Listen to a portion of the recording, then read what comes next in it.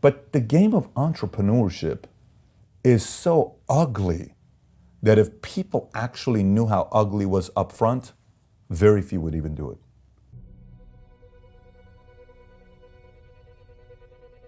It's very ugly. It's very lonely. It's very frustrating. It exploits you at the highest level. You know, in the world of business, you don't just have one or two weaknesses. Imagine all of a sudden one day, 50 weaknesses are exposed, all at the same time. And everybody tells you, because it's you. Who wants that? No one wants that.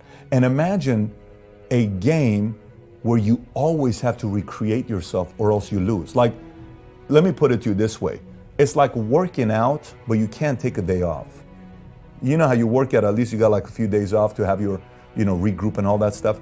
For the first 2 to 5 years, if you look the other way just because you just made $1 million in a month and you start getting very cocky or arrogant, boom, you're wiped out.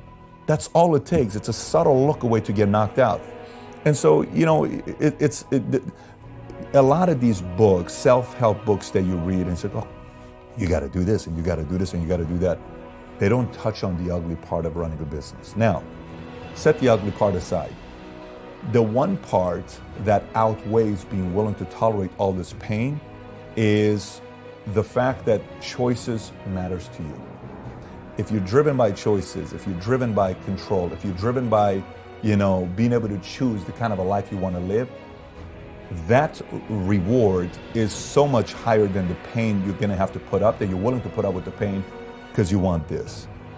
Because what's the flip side? Here's the flip side. My 3 kids go to the same private school together. It's very expensive. Okay, you live in a decent community.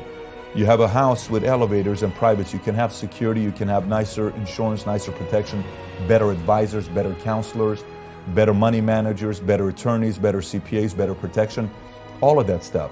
The choices, better places to go, people that you can associate with that are at your same level, if not higher than you, more things that you can have as choice. I'm not talking necessarily material things, choices. Now, set the ugly part aside.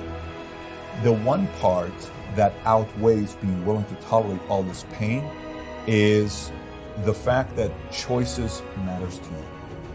If you're driven by choices, if you're driven by control, if you're driven by, being able to choose the kind of a life you want to live, that reward is so much higher than the pain you're going to have to put up, that you're willing to put up with the pain because you want this. You're doing it. It's very obvious you're enjoying it and it matters to you. And that's why you're effective. You see some people that it doesn't matter to them, they're winging it. But that's the differentiator between an amateur and a pro. A pro's trying to figure out a way to be prolific because it matters to them. Because if it does, the world better get out of your way, because you're going to get what you want at whatever level you want.